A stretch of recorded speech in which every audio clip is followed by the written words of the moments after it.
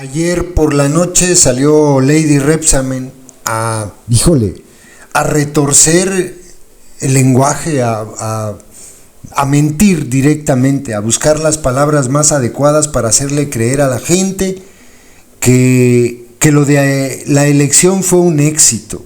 Dice un montón de tonterías, repite mantras, lugares comunes. La verdad es una vergüenza.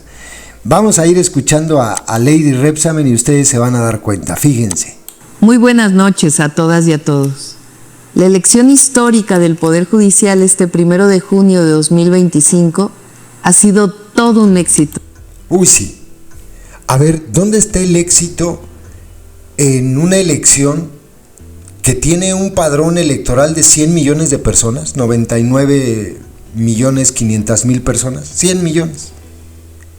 Y de las cuales participan 13 millones de personas. ¿Eso es un éxito? Vamos, sería como sacarse un 1.3 de calificación en la escuela y decir, ¡puta, me fue re bien! Es que no, simplemente no lo creo.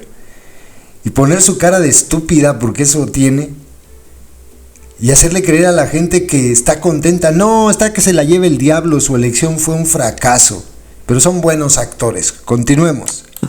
Cerca de 13 millones de mexicanas y mexicanos salieron a ejercer por primera vez en la historia su derecho a decidir quiénes deben ser las y los nuevos ministros, magistrados y jueces. Miren, les quiero mostrar una cosa antes de. Esto lo publiqué el día de ayer. Le decía yo a la gente en el tweet, ya existía la experiencia de Bolivia en 1999, bajísima participación y un chingo de votos nulos, pero se les dijo y les valió. Y preguntaba, ¿de qué forma irá a retorcer el lenguaje Lady Rebsamen para vendernos mañana que su farsa fue un éxito? El día de ayer, a esta hora que tomé la captura, había un 8.9%, hoy sabemos que fue más o menos el 13% de participación. Aún así es bajísimo, bajísimo. Y otra cosa sobre los votos nulos, miren. Todos esos votos nulos, que son el 20%, más del 21% más o menos, son porque la gente no supo cómo votar, porque estaba complicado, porque no era tachar el gallo, giro, el colorado en tu papeleta, no, era buscar el número de la persona, colocarlo en la parte de arriba en el lugar adecuado, y eso se le complicó a mucha gente, lo vimos durante todo el día ayer. Qué vergüenza, pero ella dice que es un éxito, Continuemos. Hoy libremente millones de mexicanas y mexicanos votaron por las y los nuevos guardianes de la justicia. No debemos olvidar que el actual Poder Judicial que algunos defienden ha sido responsable de favorecer a miembros de la delincuencia organizada. Este es el tipo de mantras que utilizan y así le metieron en la cabeza a la gente la idea de que quienes tenían la culpa de estas cosas que ella narra son los jueces. Miren, durante todo este proceso que se dio desde que todavía estaba el gusano barrenador en el gobierno hasta el día de hoy, hemos visto que la gran mayoría de las veces quien tiene la culpa de la liberación de estos delincuentes son las fiscalías. Las fiscalías que no integran bien las carpetas de investigación. Las fiscalías que, por ejemplo, un caso que utilizaron muchísimo, el hermano del Mencho, lo utilizaron muchísimo para decir, miren, ya ven, lo liberaron.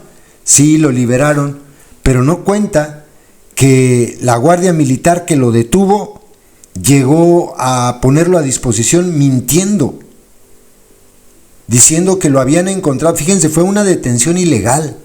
Sí, el tipo es un delincuente, pero no le dan herramientas a los jueces para poder retenerlo en la cárcel cuando la detención que hicieron contra este tipejo fue ilegal. La Guardia Militar dijo que iban caminando muy tranquilos por la calle y se encontraron a una persona fuera de su casa con otras personas que estaban armadas y así lo pusieron a disposición. Dice, y nos dimos cuenta que se trataba del hermano del Mencho y lo detuvieron. Falso. Para este tipo de cosas hace falta un abogado más o menos, es más, ni siquiera bueno, un abogado medio pendejo. Con uno así es muy fácil que puedan liberar al delincuente. ¿Saben qué hizo el abogado? Pedir las imágenes de las cámaras de seguridad que estaban cercanas.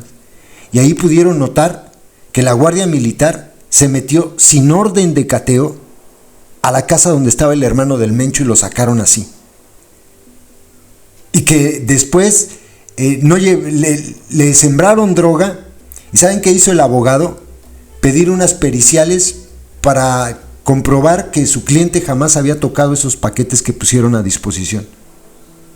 ¿Qué le queda al juez? El juez sabe que es un delincuente, sí lo sabe, pero lo están poniendo a disposición con cargos inventados.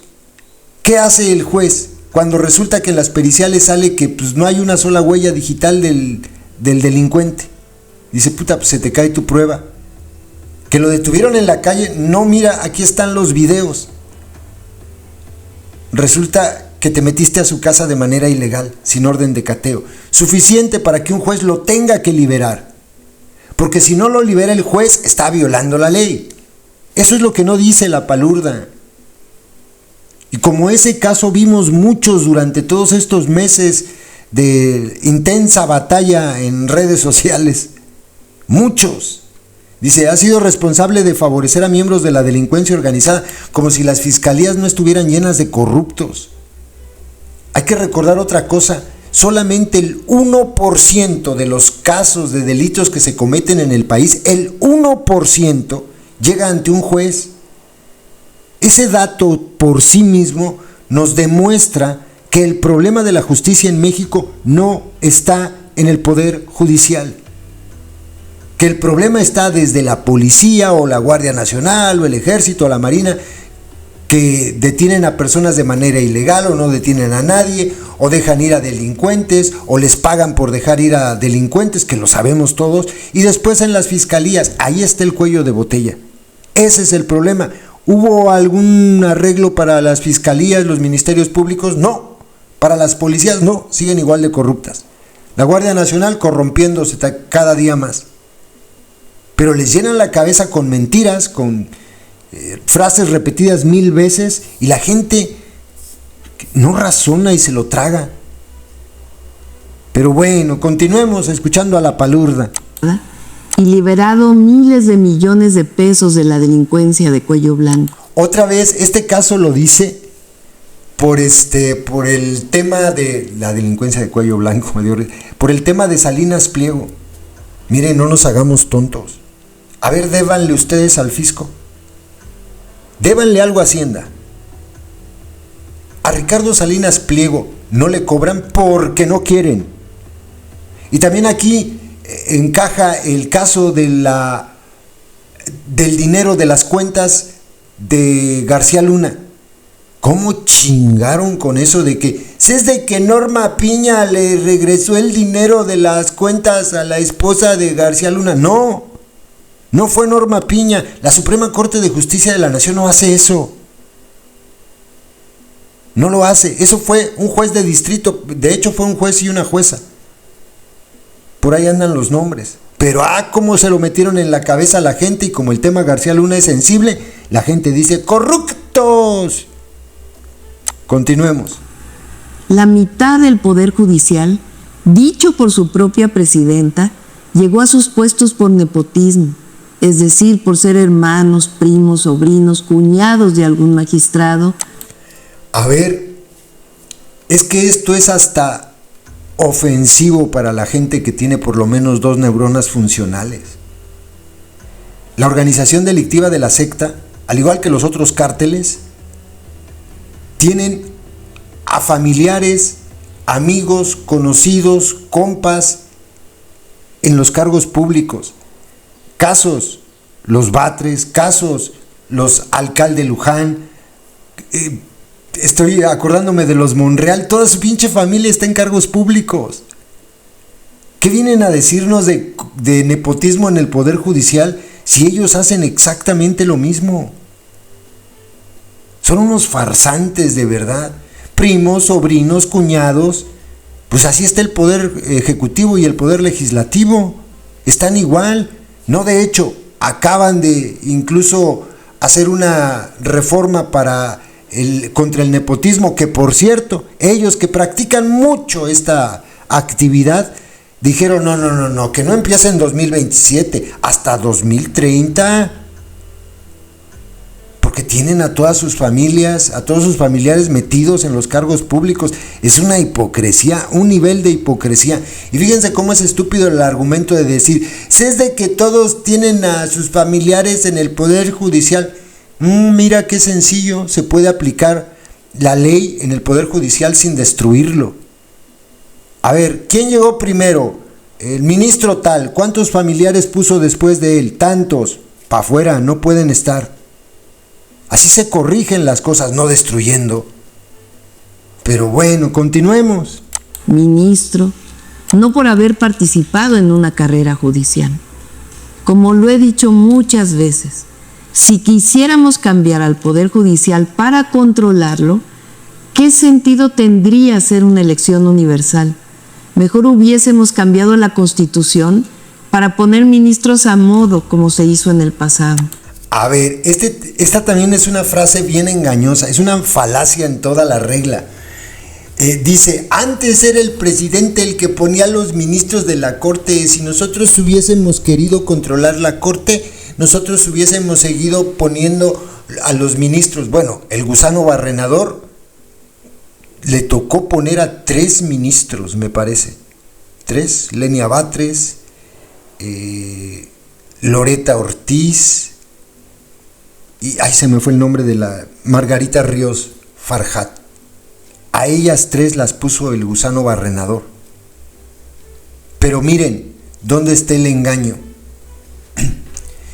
No, ahora hasta les va mejor, porque se aseguraron de que quienes llegaran a través de estos comités de los que habla enseguida la palurda, se aseguraron que fuera gente muy cercana a ellos.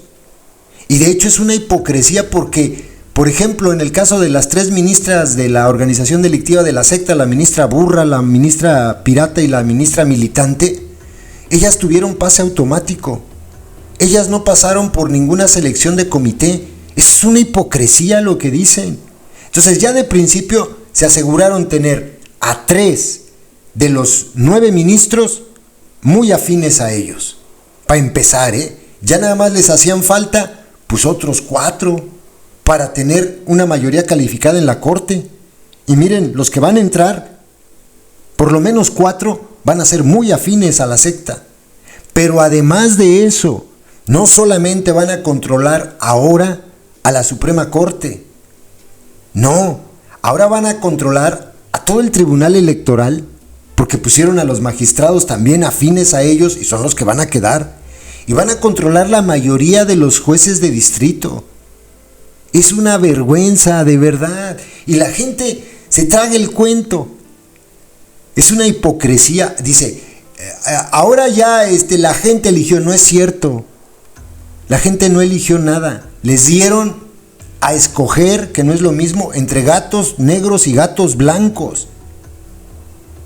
¿Quién puso esos gatos? Ellos, sus comités, la gente que estaba en los comités. Recordemos que el comité del Poder Legislativo al final no tomó decisión, del Poder Judicial, perdón, no tomó decisión alguna. Que acatando una suspensión o suspensiones de jueces, dijeron, bueno, nosotros no participamos en la farsa, y terminó escogiendo a estos que iban por parte del Poder Judicial, el Senado. Entonces, todas las personas que fueron puestas en las papeletas el día de ayer, todas fueron puestas ahí por el Ejecutivo, por el Legislativo, y se acabó, pura gente de la secta. Continuemos. En vez de ello, tomamos la mejor alternativa. Hipócrita. Que el pueblo decida. Sí, el poder en México está en el pueblo, ya no está en unos cuantos. El día de hoy fue un proceso transparente. Las y los candidatos fueron seleccionados por comisiones profesionales del Poder Ejecutivo, Legislativo y... Me estoy acordando de una de las integrantes de este comité del Ejecutivo, en el caso del Ejecutivo, Vanessa Romero. Pura gente de Saldívar escogiendo ahí. No, ¿qué imparcialidad iba a haber? Ninguna. Eran 5 los integrantes del comité del Ejecutivo, y de cada uno. Los 5, tanto del Poder Legislativo como del Ejecutivo, los 5 de cada uno, eran gente de la secta. ¿Qué imparcialidad podría haber ahí? No inventen. Judicial. Las campañas fueron austeras y la votación libre. Falso también. Las campañas no fueron austeras, ¿no? Y me da harto gusto que una campaña que no fue austera aparentemente no va a llegar a la corte. ¿A poco fue austera la campaña de César Gutiérrez Priego? No inventen. Ellos solitos se delataban porque traía como a 10 influencers tras de él. Se los llevó a toda la República. A donde anduvo él se los llevaba. Eso cuesta mucho dinero. Y se delataban solitos porque uno grababa desde un ángulo y otro grababa desde el otro. Entonces siempre aparecían en los videos los mismos paleros, grabándolo hasta cuando iba a comer tacos. Una campaña netamente absurda, ¿no? Pero que le costó mucho dinero. ¿Quién puso esa lana? No, campañas austeras. Dios mío. Con el nuevo Poder Judicial se hará realidad el anhelo juarista. Siempre utilizan a Benito Juárez como si hubiese sido un héroe. Por favor, gente, pónganse a leer. Benito Juárez era un ojete. Pero, Dios mío, dice. La frase, me da hasta risa la que dice, al margen de la ley nada, por encima de la ley nadie, porque me acuerdo de otra frase que pronunció el gusano Barrenador. Y que alguien me la explique. A mí no me vengan con que la ley es la ley, decía el gusano Barrenador. Es que la ley, para ellos, no vale nada cuando va en su contra. Cuando va en su favor, entonces sí hablan de las leyes. Son unos farsantes. De al margen de la ley nada, por encima de la ley nadie. Es decir, un verdadero Estado de Derecho. Ajá. Donde nadie, ni siquiera los más poderosos, estén por encima de la ley. Ah, sí, me acuerdo de algo. Se cayó la línea 12 del metro, nada más por poner un ejemplo, ¿eh? ¿Quién construyó esa línea? Carlos Slim. ¿Le hicieron algo? No. Tiene mucha lana y dijo, no vaya a haber bronca, la construimos de nuevo.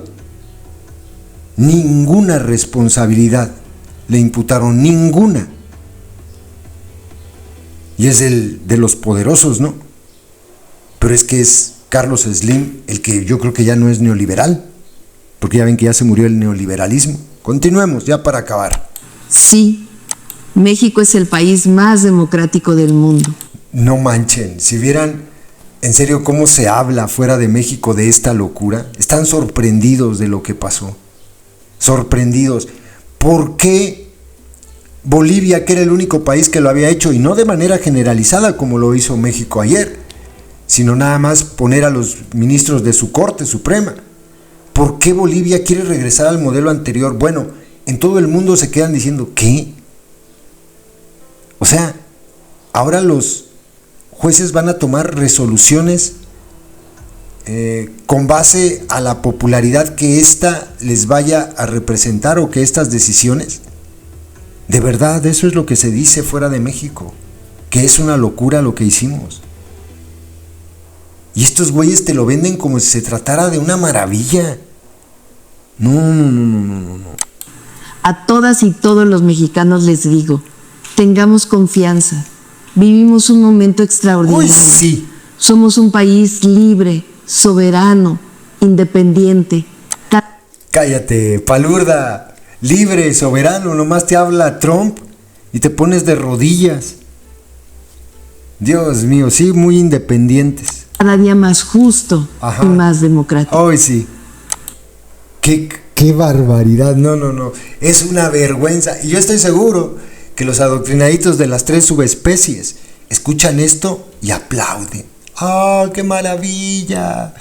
La líder mundial, miren todo lo que dijo. Anotan todas sus palabras y después se las aprenden. Ahí van en la calle caminando con su acordeón, leyendo lo que dijo la palurda, para después repetirlo, porque esos son repetidoras de lo que dicen sus políticos. ¡Qué vergüenza!